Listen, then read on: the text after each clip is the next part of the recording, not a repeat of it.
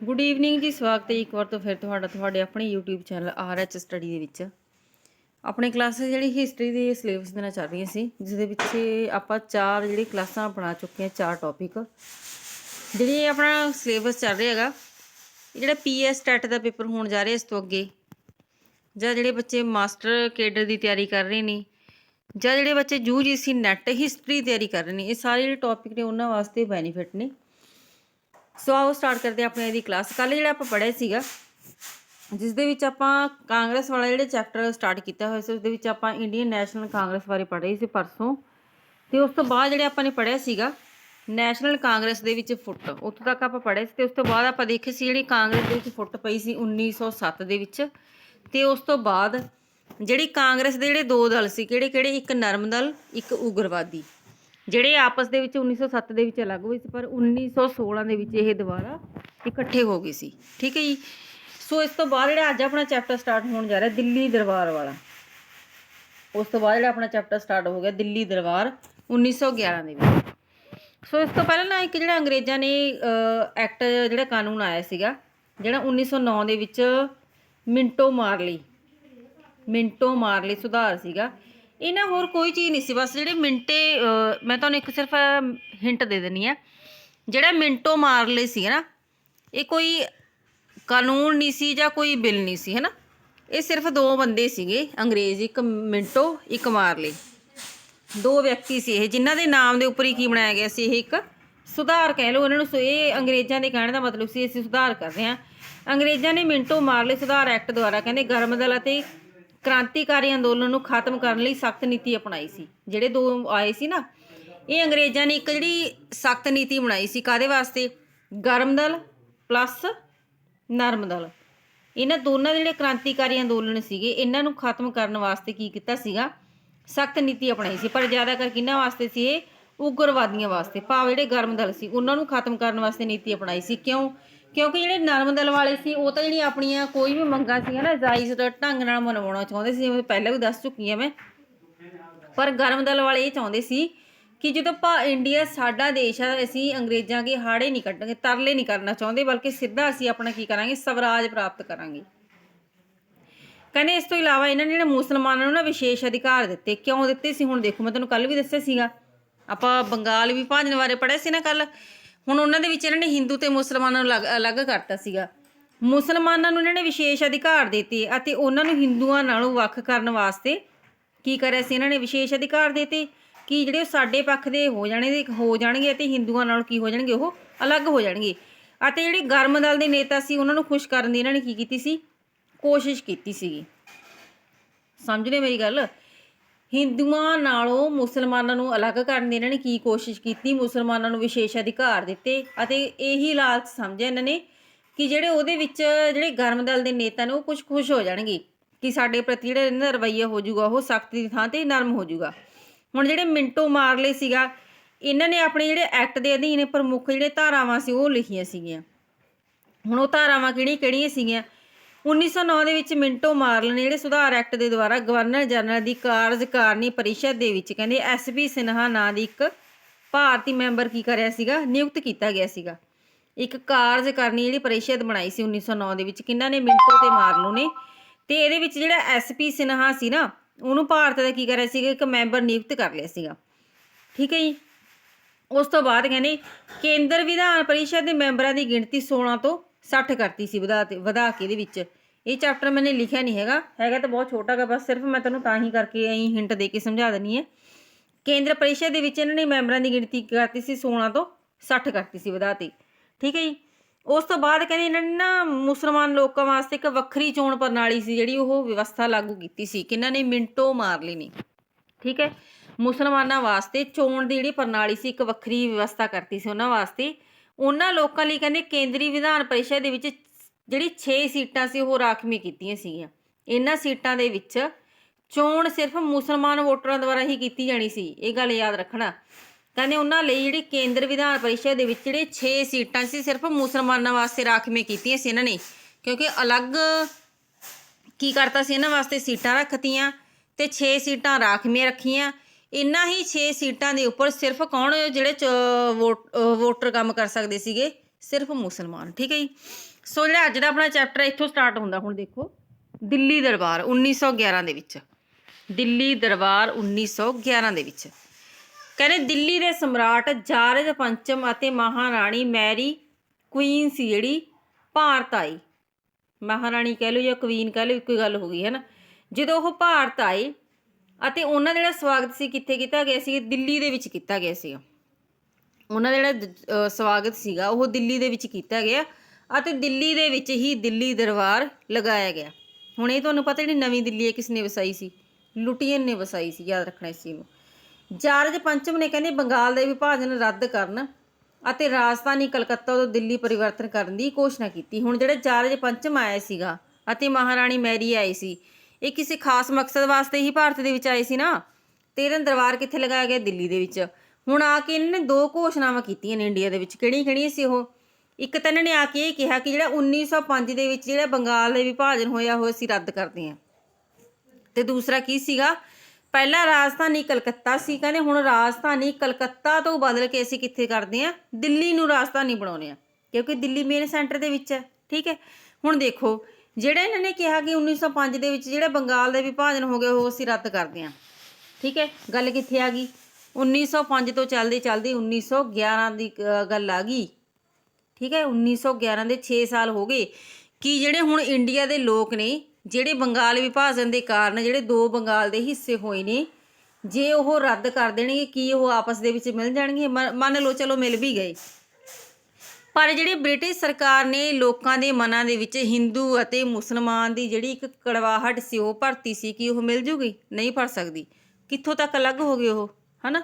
ਕਿੱਥੋਂ ਤੱਕ ਹੋ ਗਏ ਸੀ ਅਲੱਗ? ਅਲੱਗ ਮੁਸਲਿਮ ਲੀਗ ਬਣ ਗਈ, ਅਲੱਗ ਉਹਨਾਂ ਨੇ ਕੀ ਕਰ ਲਿਆ ਸੀਗਾ, ਆਪਣੀ ਸਾਰਾ ਕੁਝ ਹੀ ਅਲੱਗ-ਅਲੱਗ ਹੋ ਗਏ ਸੀ। ਮਾਨਸਿਕ ਤੌਰ 'ਤੇ ਉਹ ਇੱਕ ਦੂਸਰੇ ਤੋਂ ਅਲੱਗ ਹੋ ਚੁੱਕੇ ਸੀ। ਸੋ ਹੁਣ ਤਾਂ ਕੋਈ ਫਾਇਦਾ ਹੀ ਨਹੀਂ ਸੀ ਅਲੱਗ ਕਰਨ ਦਾ, ਭਾਵ ਇੱਕ ਕਰਨ ਦਾ। 1 ਅਪ੍ਰੈਲ ਕਹਿੰਦੇ 1912 ਦੇ ਵਿੱਚ ਦਿੱਲੀ ਨੂੰ ਰਾਜਧਾਨੀ ਬਣਾਇਆ ਗਿਆ। ਕਿਸ ਦੇ ਕਹਿਣ 'ਤੇ? ਜਾਰਜ ਪੰਚਮ ਦੇ ਕਹਿਣ 'ਤੇ, ਜਿਹੜੀ ਉਹਨਾਂ ਨੇ ਘੋਸ਼ਣਾ ਕੀਤੀ ਸੀ ਕਲਕੱਤਾ ਤੋਂ ਬਦਲ ਕੇ ਜਿਹੜੀ ਰਾਜਧਾਨੀ ਸੀ ਦਿੱਲੀ ਬਣਾ ਲਈ ਗਈ। ਕਦੋਂ? 1 ਅਪ੍ਰੈਲ 1912 ਨੂੰ। ਤੇ ਉਹ ਇੰਡੀਆ ਦੇ ਵਿੱਚ ਆਏ ਕਦੋਂ ਸੀਗੇ? 1911 ਦੇ ਵਿੱਚ। ਠੀਕ ਹੈ ਜੀ। ਜਿਹੜੀਆਂ ਇਹ ਕਲਾਸਾਂ ਨੇ ਸਾਰੀਆਂ ਮੈਂ ਤੁਹਾਨੂੰ ਕੱਲ੍ਹ ਵੀ ਦੱਸਿਆ ਸੀ ਸੀਰੀਜ਼ ਵਾਈਜ਼ ਚੱਲਣਗੀਆਂ, ਇੱਕ ਤੋਂ ਬਾਅਦ ਇੱਕ, ਦੂਸਰੀ ਤੋਂ ਬਾਅਦ ਤੀਸਰੀ।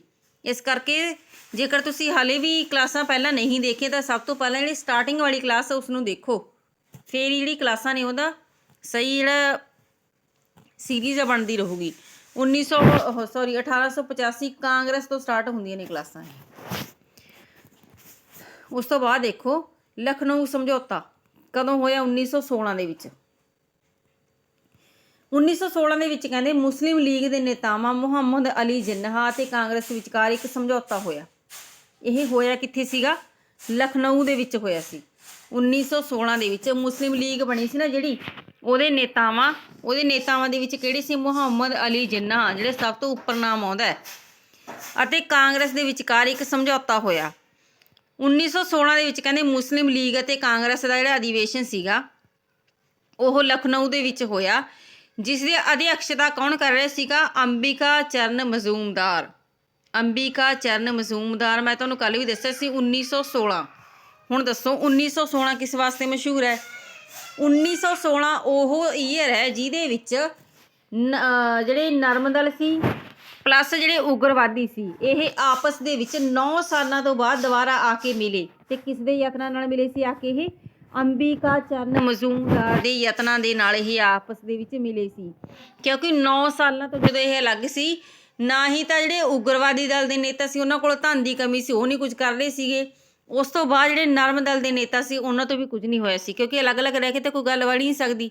ਮੰਨ ਲਓ ਜਿਹੜੇ ਨਰਮ ਦਲ ਵਾਲੇ ਸੀ ਉਹਨਾਂ ਕੋਲ ਪੈਸਾ ਸੀ, ਪਰ ਉਹਨਾਂ ਕੋਲ ਜਿਹੜੇ ਆਪਾਂ ਕਹਿ ਸਕਦੇ ਇੱਕ ਜਜ਼ਬੇ ਵਾਲੇ ਗਰਮ ਖੂਨ ਵਾਲੇ ਵਿਅਕਤੀ ਨਹੀਂ ਸੀਗੇ। ਜੇਕਰ ਆਪਾਂ ਦੂਸਰੇ ਪਾਸੇ ਦੇਖੀਏ ਜਿਹੜੇ ਉਗਰਵਾਦੀ ਦਲ ਦੇ ਨੇਤਾ ਸੀਗੇ ਉਹਨਾਂ ਕੋਲ ਮੰਨ ਲਓ ਜਜ਼ਬਾ ਵੀ ਸੀ, ਗਰਮ ਖੂਨ ਵੀ ਸੀ, ਸੋਚਣ ਸ਼ਕਤੀ ਵੀ ਸੀਗੀ, ਹਰ ਇੱਕ ਚੀਜ਼ ਸੀ, ਪਰ ਉਹਨਾਂ ਕੋਲ ਧਨ ਦੀ ਕਮੀ ਸੀ, ਸੀਮਿਤ ਸਾਧਨਾਂ ਦੀ ਕਮੀ ਸੀ। ਇਸ ਕਰਕੇ ਦੋਨੇ ਜਿਹੜੇ ਦਲਾਂ ਦੇ ਮਿਲਣ ਨਾਲ ਹੀ ਇਹ ਕੰਮ ਹੋ ਸਕਦਾ ਸੀ। ਠੀਕ ਹੈ ਜੀ। ਉਸ ਤੋਂ ਬਾਅਦ ਦੇਖੋ ਹੁਣ ਇੱਥੇ ਆਪਾਂ ਨੂੰ ਇਹ ਗੱਲ ਸ਼ੋਅ ਹੁੰਦੀ ਹੈ ਕਿ ਜਿਹੜੀ ਮੁਸਲਿਮ ਲੀਗ ਸੀ ਉਹ ਤਾਂ ਕਾਂਗਰਸ ਤੋਂ ਅਲੱਗ ਹੋ ਚੁੱਕੀ ਸੀ, ਤਾਂ 1916 ਦੇ ਵਿੱਚ ਮੁਸਲਿਮ ਲੀਗ ਪਲੱਸ ਕਾਂਗਰਸ ਪਲੱਸ ਜਿਹੜੇ ਆਪਾਂ ਕਹਿ ਲਈਏ ਉਗਰਵਾਦੀ ਅਤੇ ਨਰਮ ਦਲ ਇਹ ਆਪਸ ਦੇ ਵਿੱਚ ਕਿਵੇਂ ਇਕੱਠੇ ਹੋਏ। ਹੁਣ ਇੱਥੇ ਦੇਖੋ, ਮੈਂ ਇਹਨਾਂ ਨੂੰ ਇੱਕ ਗੱਲ ਦੱਸਦੀ ਹਾਂ। 1916 ਤੋਂ ਪਹਿਲਾਂ ਇੱਕ ਸਨ ਆਇਆ ਸੀ, ਤੁਹਾਨੂੰ ਪਤਾ ਹੋਣਾ ਚਾਹੀਦਾ, ਜਿਹੜਾ ਬਹੁਤ ਜ਼ਿਆਦਾ ਫੇਮਸ ਹੋਇਆ। ਕਿਹੜਾ ਹੋਇਆ ਸੀਗਾ? 1914। 1914 ਸਨ ਤੁਹਾਨੂੰ ਯਾਦ ਹੀ ਹੋਵੇਗਾ ਕਿਸ ਵਾਸਤੇ ਆ। ਜਦੋਂ ਫਸਟ ਵਰਲਡ ਵਾਰ ਹੋਈ ਸੀ, ਪਹਿਲਾ ਵਿਸ਼ਵ ਯੁੱਧ ਹੋਇਆ ਸੀ 1914 ਦੇ ਵਿੱਚ। ਹੁਣ 1914 ਦੇ ਵਿੱਚ ਪਹਿਲਾ ਵਿਸ਼ਵ ਯੁੱਧ ਹੋਇਆ ਸੀ। ਕਈ ਬੱਚੇ ਇਹ ਸੋਚਣਗੇ ਕਿ ਇਸ ਤੋਂ ਆਪਾਂ ਨੇ ਕੀ ਲੈਣਾ, ਹੈ ਨਾ। ਜਦੋਂ 1914 ਦੇ ਵਿੱਚ ਪਹਿਲਾ ਵਿਸ਼ਵ ਯੁੱਧ ਹੋਇਆ ਸੀ ਨਾ, ਉਹਦੇ ਵਿੱਚ ਜਿਹੜਾ ਯੂਰਪ ਦੇ ਵਿੱਚ ਪਹਿਲਾ ਵਿਸ਼ਵ ਯੁੱਧ ਹੋਇਆ ਸੀ ਇਹ 1914 ਦੇ ਵਿੱਚ।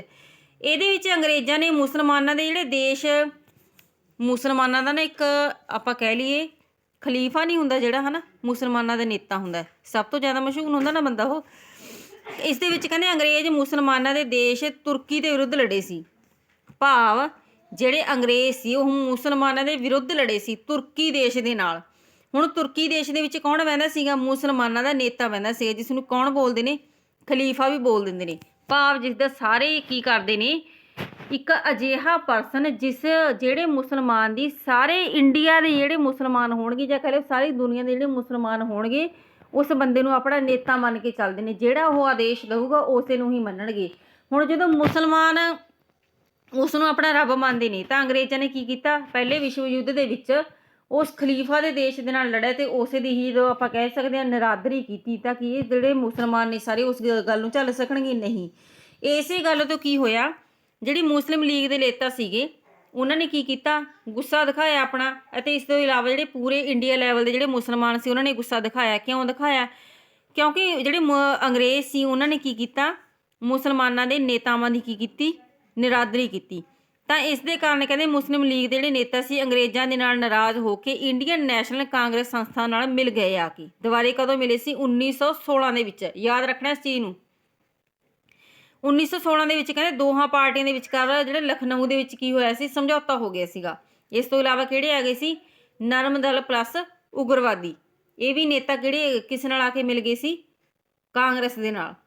ਕਾਂਗਰਸ ਦੇ ਨਾਲ ਉਗਰਵਾਦੀ ਪਲੱਸ ਨਰਮ ਦਲ ਦੇ ਨੇਤਾ, ਤੇ ਇਸ ਤੋਂ ਇਲਾਵਾ ਮੁਸਲਿਮ ਲੀਗ ਦੇ ਨੇਤਾ।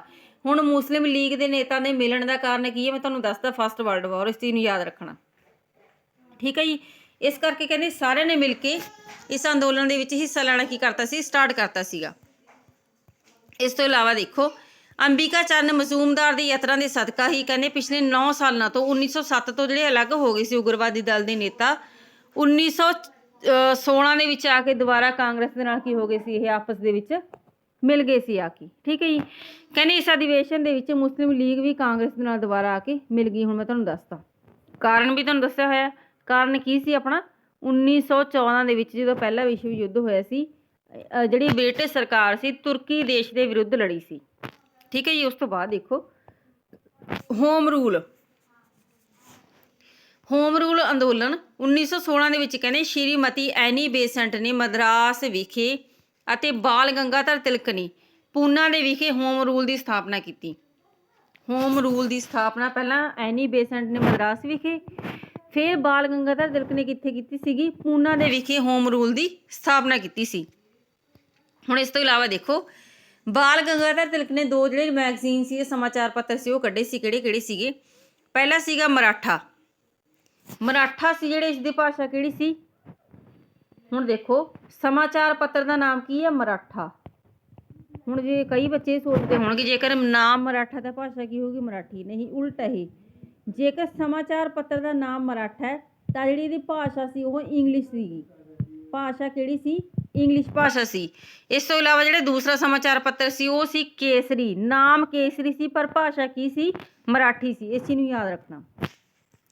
ਇਹਨਾਂ ਦੇ ਜਿਹੜੇ 2 ਸਮਾਚਾਰ ਪੱਤਰਾਂ ਦਾ ਇਹਨਾਂ ਨੇ ਕੀ ਕੀਤਾ ਸੀ? ਸੰਪਾਦਨ ਕੀਤਾ ਸੀ। ਉਸ ਤੋਂ ਬਾਅਦ ਦੇਖੋ, ਹੋਮ ਰੂਲ ਅੰਦੋਲਨ ਦਾ ਕਹਿੰਦੇ ਜਿਹੜਾ ਮੁੱਖ ਉਦੇਸ਼ ਸੀਗਾ ਉਹ ਸਵਰਾਜ ਦੀ ਸਥਾਪਨਾ ਕਰਨਾ ਤੇ ਭਾਰਤੀ ਲੋਕਾਂ ਦੇ ਵਿੱਚ ਸਵਰਾਜ ਦੀ ਭਾਵਨਾ ਨੂੰ ਪੈਦਾ ਕਰਨਾ। ਜਿਹੜਾ ਹੋਮ ਰੂਲ ਅੰਦੋਲਨ ਦਾ ਮੁੱਖ ਉਦੇਸ਼ ਕੀ ਸੀ ਬਣਾਉਣ ਦਾ? ਇਹਦਾ ਮੁੱਖ ਉਦੇਸ਼ ਸੀਗਾ ਭਾਰਤ ਦੇ ਲੋਕਾਂ ਦੇ ਵਿੱਚ ਸਵਰਾਜ ਦੀ ਭਾਵਨਾ ਨੂੰ ਪੈਦਾ ਕਰਨਾ।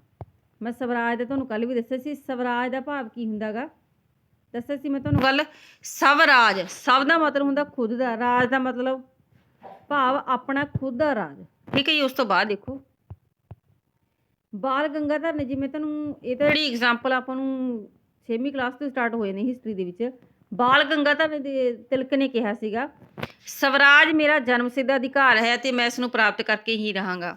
ਕਈ ਵਾਰ ਨਾ ਜਦੋਂ NCERT ਵਾਲੇ ਪੇਪਰ ਪਾਉਂਦੇ ਨੇ ਨਾ, ਉਦੋਂ ਅਜਿਹੀਆਂ ਚੀਜ਼ਾਂ ਬਹੁਤ ਜ਼ਿਆਦਾ ਆਉਂਦੀਆਂ ਨੇ, ਉਦੋਂ ਅਜਿਹੀਆਂ ਚੀਜ਼ਾਂ ਜ਼ਿਆਦਾ ਆਉਂਦੀਆਂ ਨੇ।